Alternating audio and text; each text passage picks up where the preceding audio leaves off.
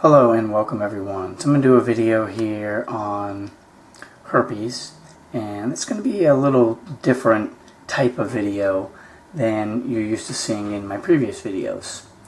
And if this is your first video you're watching and it happens to relate to a topic you're interested in, you may really be intrigued by this video, and definitely, hopefully you'll understand a little bit more, and you can always watch my other videos to learn more about this particular topic and other videos that will help give you that other information that you're definitely probably not aware of or really actually even know about. So with that said, here's an article that says you probably have herpes, but it's really okay. So right now in society, and everyone that's pretty much emailed me over the last several years has always known that the word herpes is something that basically will stereotype somebody. And not everybody, but the point of this video is to put you at ease and let you know that it's only okay if you let it be okay and accept the fact that you want to keep this for life. And just as anything in this world, if you put your mind over matter, you will prevail.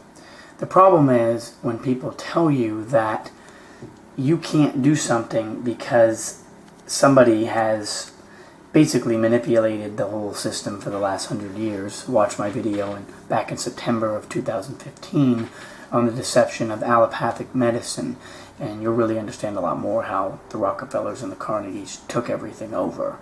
So they basically want you to think that you can't get rid of anything except for maybe a cut on your finger, because the body will heal that, and you're healing itself from that particular issue. Unless you had thousands of cuts at once, you would heal from many issues and things that you wouldn't even really know would happen, because the human body is a very, very well designed piece of machine and art. So we have amazing capabilities. So with that said, this article is going to explain there's a lot about herpes and basically what people really know about it, and it's poorly misunderstood by the general public and even by some physicians. So basically, it's a skin issue, but people have taken this to another level because it's very easily contracted. I'm not going to go over everything in this. I'll leave a link to this article, but I just want to kind of point out the important points. It says, yes, pretty much everyone has herpes, and more of it is genital, okay? And anyone can get it. Also, I want to add the number 2, anyone can also get rid of it. So just because you get something doesn't mean you can't get rid of it. You, of course, can't follow what society is telling you, and you cannot follow what your friends are telling you. Just like if your friends jumped off a cliff and they said, hey, this is great, let's jump off a cliff. Or if you've ever seen that movie back in the late 80s, The Lost Boys, and they're all holding on to the train station, and they're all falling down, and after he drank the blood of a vampire, which he didn't know what it was, he turned into a vampire. And when he fell, he didn't die just as well as them, but he wasn't aware of that. So unless you're a vampire, then, obviously you wouldn't make it in that situation. But if you want to be a zombie in this situation and follow what everyone else is doing, you're going to stay in the same boat. And hopefully that analogy is really clear, because at this point, we're not immortal, but we have a way to heal our bodies. So anyone can get it and anyone can get rid of it, okay? If you have it, you almost certainly don't know. And the problem is there's only specific tests, which are the antibodies test, which will really be the most accurate. And unless you have an outbreak or something showing at that time, they're really not going to be able to use that as evidence and have the accuracy of a test that's going to tell you, hey, you have this issue.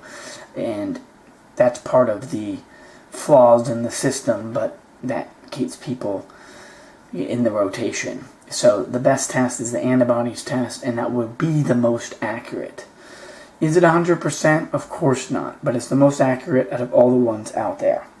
So always look for that test, and always take the same one, because then you cannot compare apples to apples. People with HSV can get their partners from, can keep their partners from getting it. Yes, this is true. I spoke to many people that have had it for 20 years and their partners never got it. That is absolutely true. And you don't have to be afraid of sex, but if you're trying to get rid of something, you may want to be a lot more careful, because spreading it back and forth is not going to help you get rid of something. It's like having a pinball machine. You're hitting it back and forth and the ball's bouncing back and forth.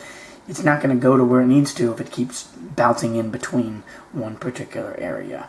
So you want this to go out of its destination and be done. And following my videos on the foods, especially the new ones on the teas, are really going to help someone. So if you go on a raw diet or close to a raw diet, and even if you're using the teas that I show you, they work amazing. The Chinese really understand digestion, and as far as getting rid of the toxins, the angel green tea, you're going to move forward. And even if you don't use the teas, plenty of people have gotten rid of it. Use the greens and the fruit as a combination if you're going to do the raw diet. Any other questions, go ahead and let me know. I'll leave the link to this article. But remember, it's only okay if you make it okay. It's always okay to get rid of something and move forward. Just remember that. It's all up to you. Thank you.